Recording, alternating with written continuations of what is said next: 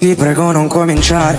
Sai che per me è già difficile credere a quanto mi facevi male, ma se me l'avessi chiesto avrei scalato l'Everest a mani nude. Anche se odio il freddo e soffro pure di vertigini, non me ne frego. Quando menti io ti credo. So che sono più di 1000 quelle cose di me che non tolleravi.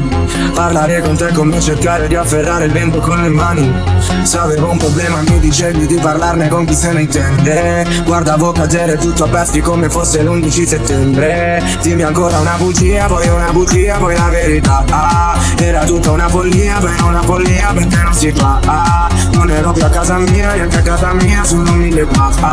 Penso ad abile Golia, io sarò Golia, tu mi uscirai. Scordati che mi conosci, però hai tardi anche se piangi. Non dire che mi angosci, mi mandi 30 messaggi a cui non risponderò. Non ne sono più capace, non ho diventato tutto ciò che odiamo e ti assicuro non mi piace. Libero se te ne accorgi, siamo diventati grandi. Anche se ho 10 orologi, non recupererò gli anni. Scusa se non dovevo, non sai quanto mi dispiace. Che abbiamo fatto la guerra ma non sapevamo come fare pace. Se volevo ci mancava tutto quanto, perfino la data di un anniversario. Scrivevano il fidanzato solo perché finanziavo. Ti darei da bere il sangue perché tutto ciò che adesso mi è rimasto.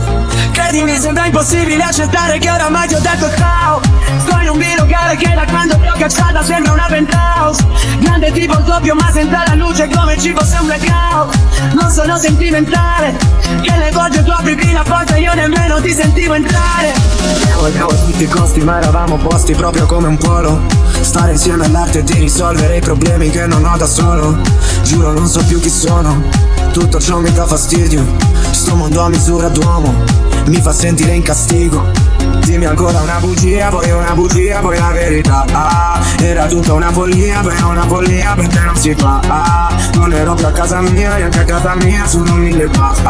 Penso ad abile Golia, io sarò Golia, tu mi uscirai. Scordati che mi conosci, però hai tardi anche se piangi.